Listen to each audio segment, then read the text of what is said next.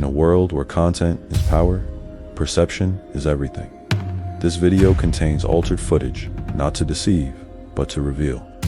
Stories are shaped by editing, framing, and emotional triggers, influencing what we believe before we even question. If we break down how media manipulation works, exposing the tactics used to craft narratives, sway opinions, and drive engagement. See past the headlines. Think before you believe. Welcome to Real News versus Fake News. Take a look at this. America built on ideals, shaped by power, tested by history. But today, the meaning of Americanism is shifting. Is it unity or division? Strength or deception? Tradition or progress? In a world of competing narratives, the question isn't just what Americanism means, who defines it?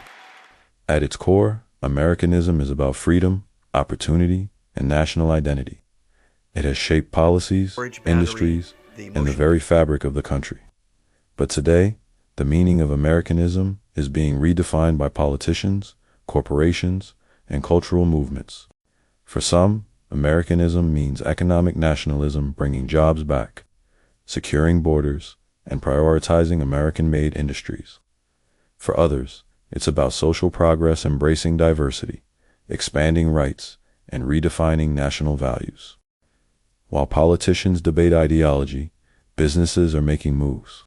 Companies are spending billions to build in America, avoiding tariffs and securing their future.